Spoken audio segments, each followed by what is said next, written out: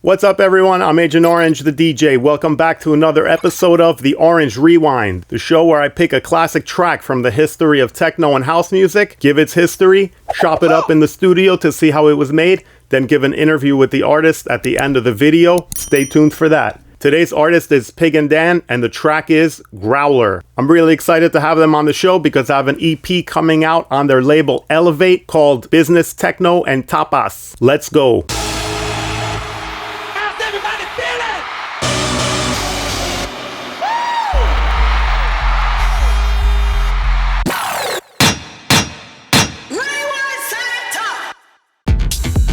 In 2016, the hypnotizing and locked-in bass groove of Pig&Dan's Growler rocked dance floors from the sunny shores of Ibiza to the dark rooms of Berlin clubs to festivals everywhere else in the dance music world.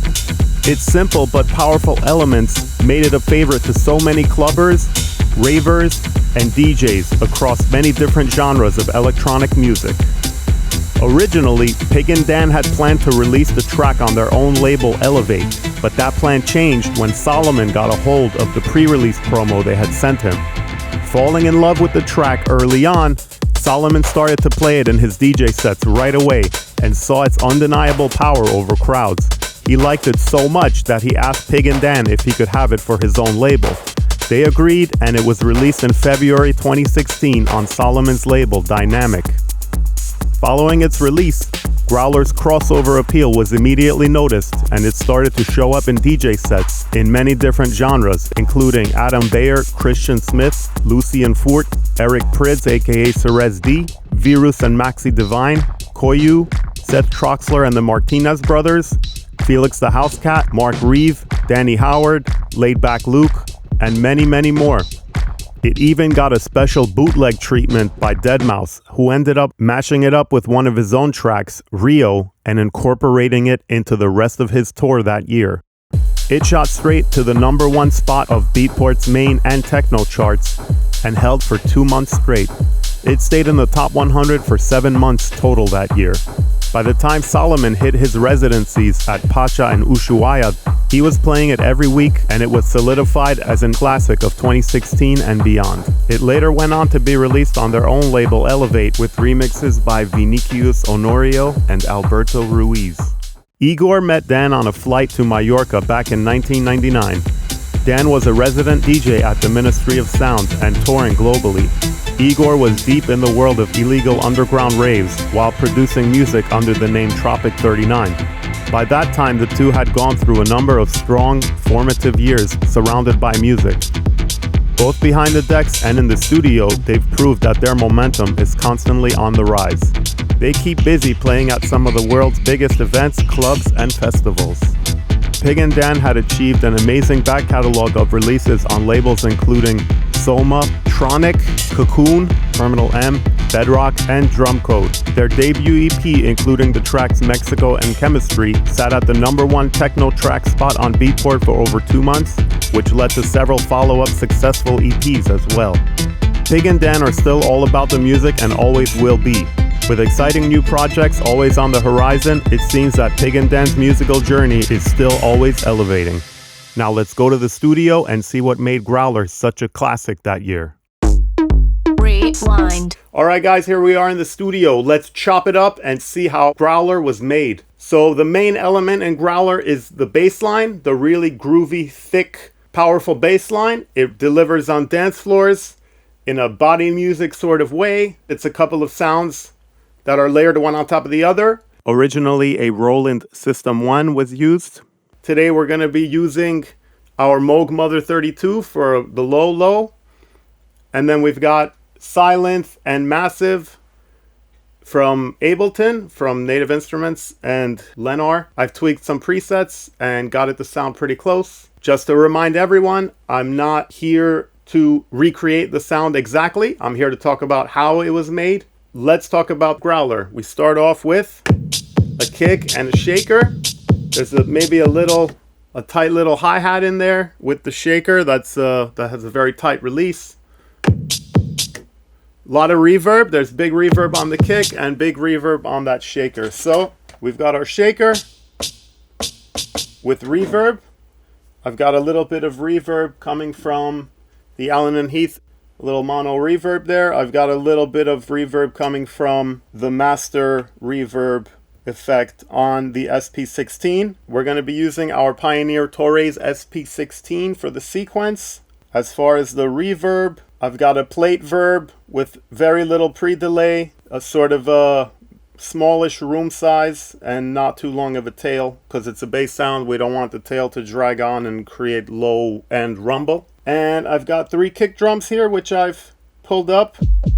This softer one, this toppy one, and one that I shaved just for the click, for the very initial click. So let's lay that down.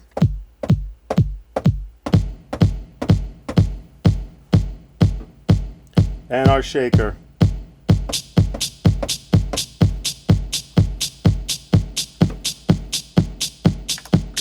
So let's put the hat underneath. We've got a 909 hat here. Again with some reverb. Let's put our shaker back in. So let's randomize the hi-hat. I'm gonna play the sequence through and record some motion.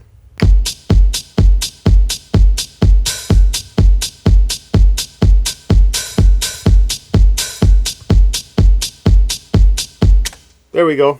We have the decay opening up on that 909 hi-hat once in a while to keep it interesting. There it is. All right, so now for the money, for the bass line. The notes that are playing are E, C, E, B, B, E, C, 1 octave higher, C, E. Something like this.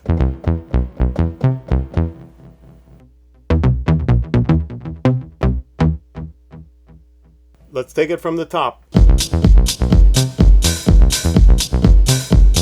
Cutoff comes up. Let's bring in the other synths.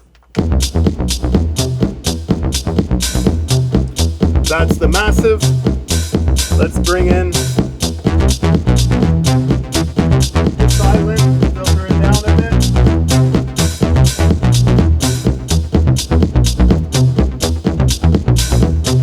bit. We drop the kick back in with the ride.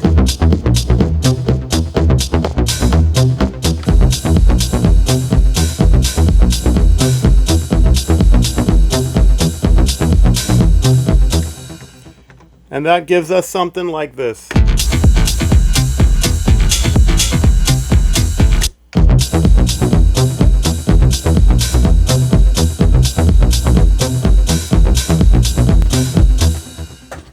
The next movement, the synth filters up. One of the layers filters up on the bass line. So let's filter up our Moog.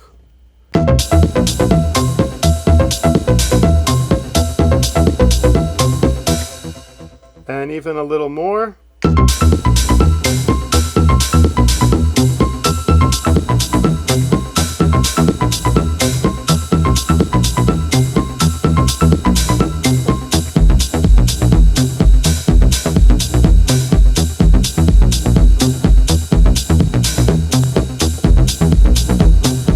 Big fat bass.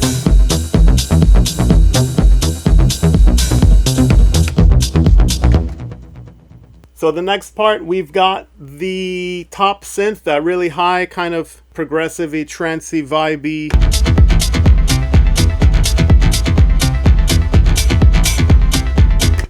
For that little melody, we're gonna use our Behringer MS1. So the notes for the high synth that I could figure out: A 1 octave up, C, E, C, A.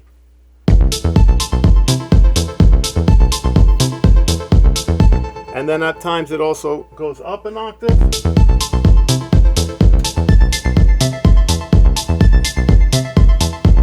And then back down.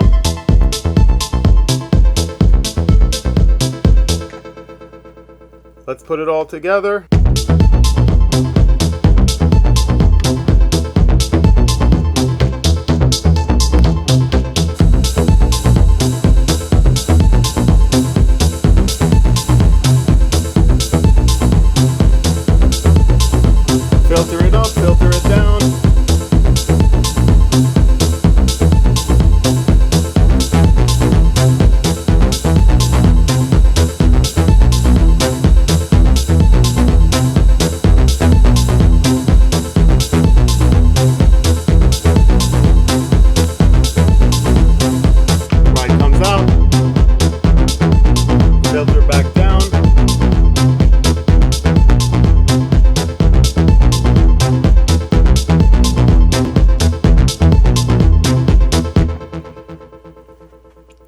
And then after a long break here where all the synths filter up, we've got this really low part where everything just gets cut off all the way down.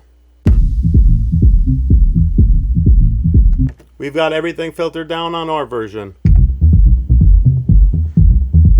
Slowly the filter comes up.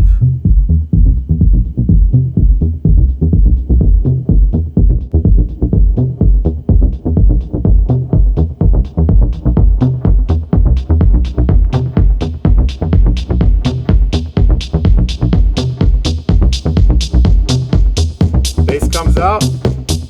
Synths filter up.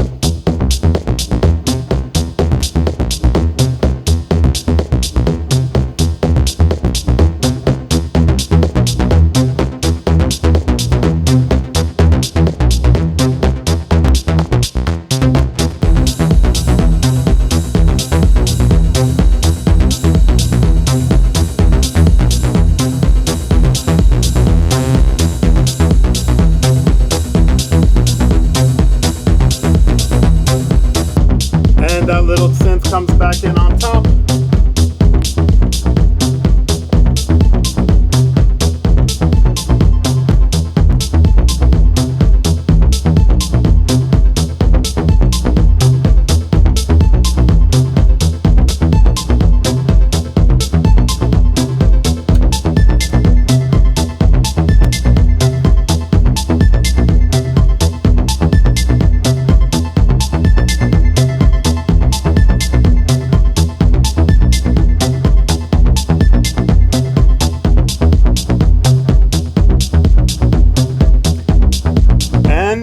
There we have Growler in a couple of minutes.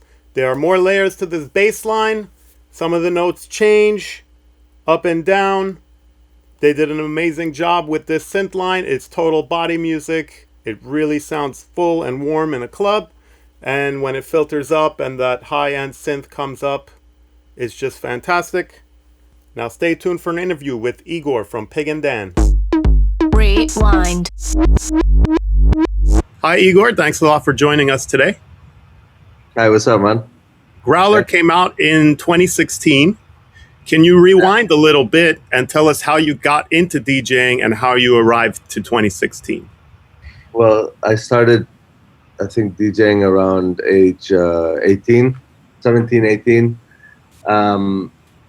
At that time, I was actually in university in London, and I basically would spend all my food money on buying vinyl, and I just spent my days university at home spinning on. Well, no, actually, I started much earlier. If you think about it, I mean, I started buying vinyl when I was probably 12 years old, like hip hop and like stuff like Ice-T and Salt and Pepper and stuff like that.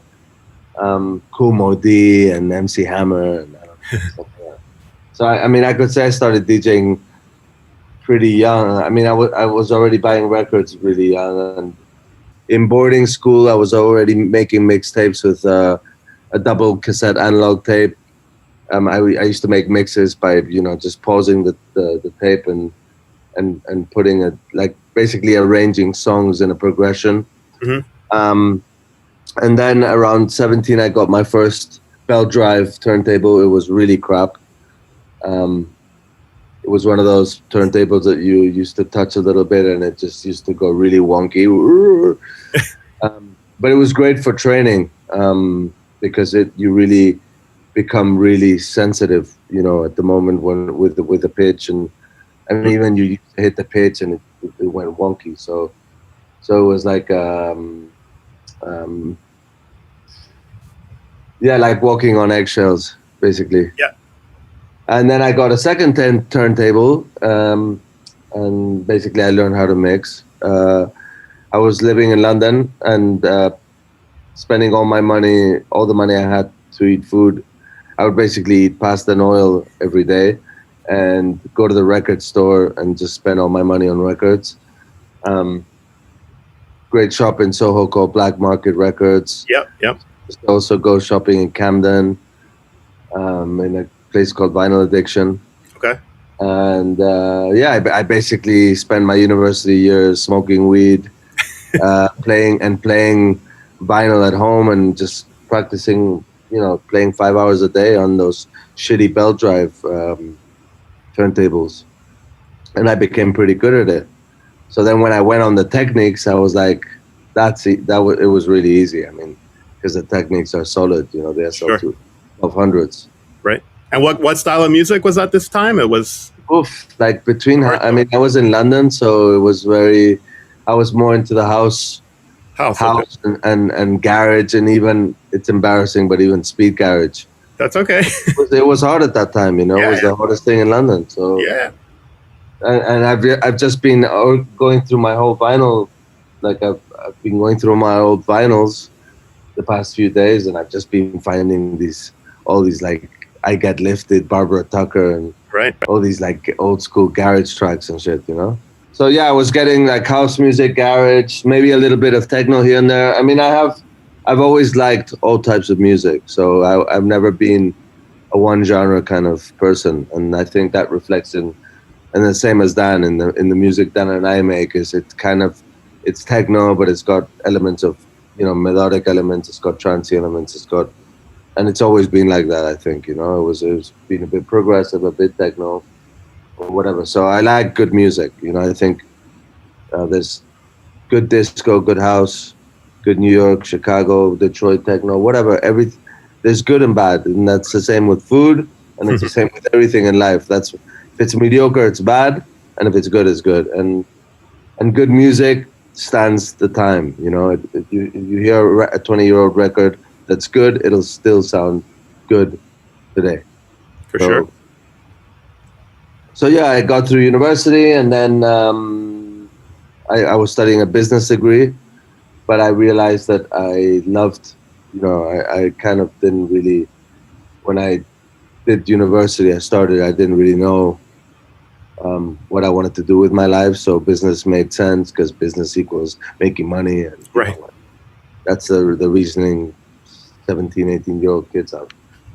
And then I realized when I finished university that music had been there all of my life. Since I was 10 years old, singing to Michael Jackson in the car on the way to school, It was like my friend, my life, my passion, whatever. So I decided to work in Germany in a rock studio, a heavy metal rock studio. Nice. It was like proper German goth metal. Well, it was rock anyways. It wasn't my kind of thing, but I was a studio assistant, and I would sit through the studio sessions and watch how they were recording on an 8-track, on an analog, on a tape recorder, cutting the tape and stuff. But they were doing the vocals they were recording guitars and drums on tape, and then they were doing vocals and stuff like on other stuff on Logic, really old Logic, by the way. And so I kind of learned. They taught me how to produce a little bit, and I set up my first home studio. So when I left Germany, I kind of left with a home studio, a PC, and a mixer, and I started producing music. And I was DJing in Spain more illegally, like I was doing illegal raves, and full moon parties, which was really fun, and it wasn't for business. It was about passion. And, you just basically call one person and tell them, hey, there's a party here tonight, and 50 people would appear.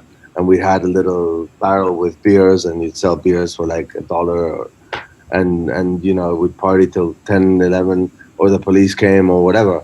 And the funny thing is the 50 people became 1,000, and it came out of the newspaper. And when that happened, we kind of stopped doing it. That was the moment to stop. So yeah, and I was producing. I was living in Spain, and doing these illegal parties, taking lots of drugs, and making music. And then through a friend of mine, I met Dan. Well, I'd actually met Dan when I was in university on an airplane. I've said it a million times, but I was sitting on the row behind him, and he came in with a DJ bag, and we just started. We had like a 2-minute interaction where I said, "Hey, you're a DJ." I was a bedroom DJ. He was playing drum and bass in Ministry of Sound, and he gave me the I'm really cool kind of play Ministry of Sound. I'm going to Mallorca and smoke weed and whatever. That was it. We didn't speak again. We didn't even exchange numbers. So about 4 years later, which is when I was doing these illegal parties and producing and stuff, but really shit producing. I'd made a band. I was producing with a musician called Ruspel. He was a piano player, and we were doing like sort of like how minimal Saint Germain style deep house kind of thing. And we called it Tropic 39. But we never released anything. It was very, it was just experimenting and fucking around. So I meet Dan. A friend of mine goes, "Hey, you got to meet this guy. He's a really good producer and a DJ, and I think you guys will, you might get along and make music." So I went to Dan's house, and we sat down in the studio and we started making music, and we kind of clicked right from the start. And then about 3 weeks after working together, we kind of both look at each other and go, "Fuck, we met before, didn't we?" and we realized that we'd met before on the airplane, so it was kind of like fate. So, in those times we were producing a hell of a lot of music. We opened our own label, first label, and we had a partner who was financing it. It was called Submission, and it was just our releases on it. It was a more progressive, sort of minimal progressive style. I think it had its own style. It wasn't in that time. You had, it had its own identity, and it was just us basically. And but we fell out with our partner, unfortunately, because he was spending the label money in casino and other interesting vices. So we had to close that one. And then I went with some friends. I went to a party in Frankfurt, and Sven was playing, and it was basically the first time I was really immersed into the techno culture ambience. Like, I'd never been to a German techno club. It was, and it was amazing because the DJ booth had like this robotic spider over it. Wow! It was a club in Cologne. It's legendary club, massive club, and I remember just listening to the Sven's music and just being so inspired and thinking, I want to make that music, and I want to be in Cocoon. So I went back to Spain and talked to Dan about it, and we changed we took our progressive style and sort of technified it a little bit, and eventually through trial and error we got into Cocoon, and basically our DJ career really started going up in that moment. Then I basically had to stop for a couple of years because I had a really bad problem with addiction. So I went to rehab, and I kind of quit music for 2 years. And Dan sort of continued on his own, and I got into recovery basically. And then 2 years later, we kind of started our comeback because, I thought, well, Dan unfortunately left Cocoon because Sven resonated. I had the contact with Sven more than Dan did, and I don't know, some weird shit happened, whatever. But anyways, after recovery, coming back to the music industry I had to start again. I thought that people were going to remember me and be waiting for me, and it was very ego deflating to realize that, the world moves on, and especially the music industry is an industry that moves very quickly, and now even faster. and and it forgets very easily too. So yeah, we opened a couple of more labels, and then we opened Elevate, and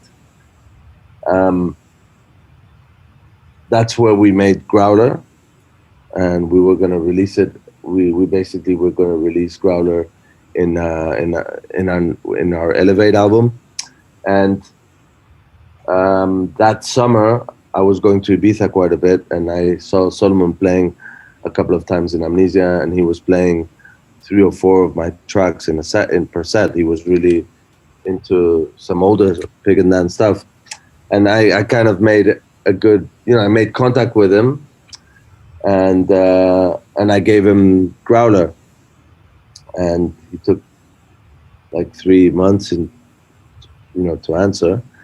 And then just when we were gonna release the album, when we had decided to release Growler on the album, Solomun said, "Oh, can I release Growler on Diynamic?"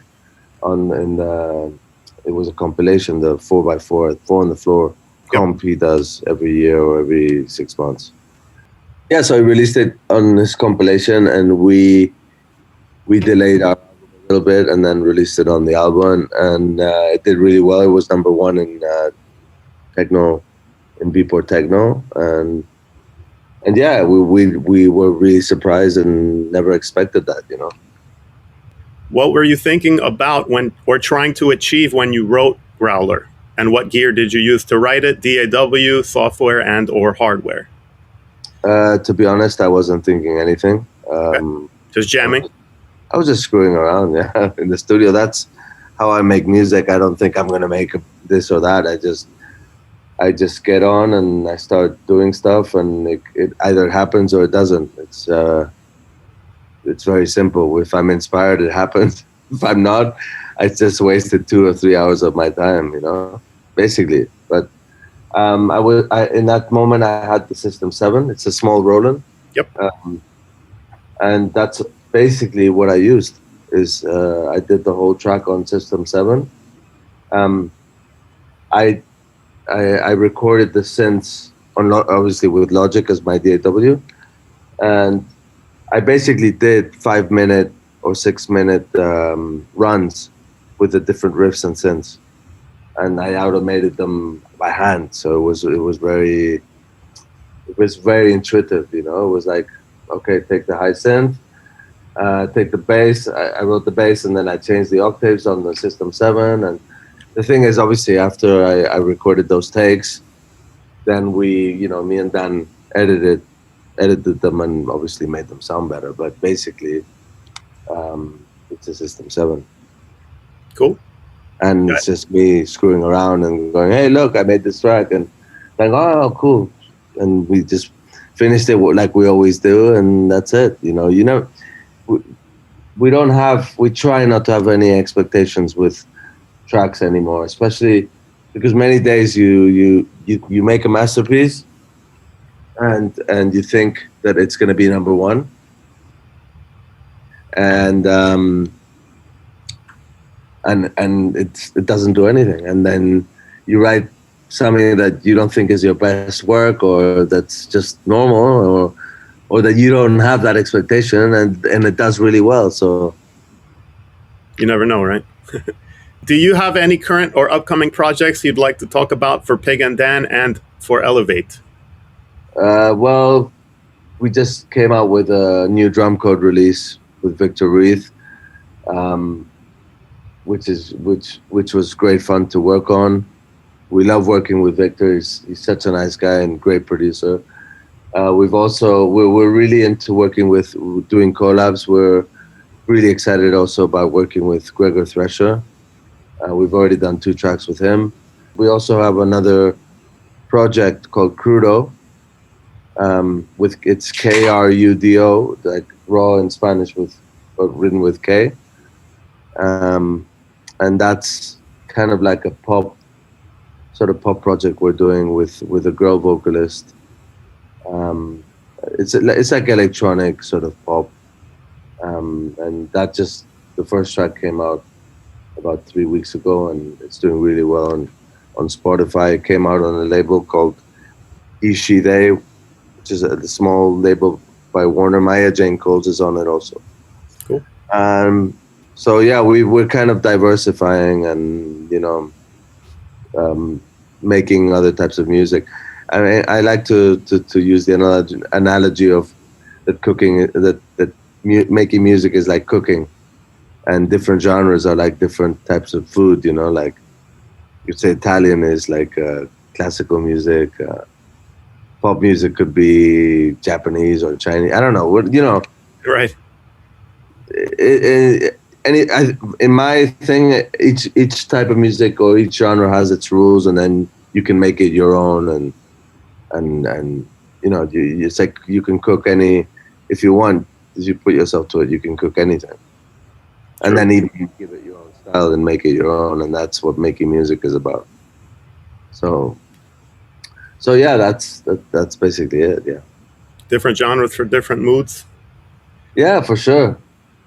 For sure. I mean, I think it's good to diversify, especially in the creative process.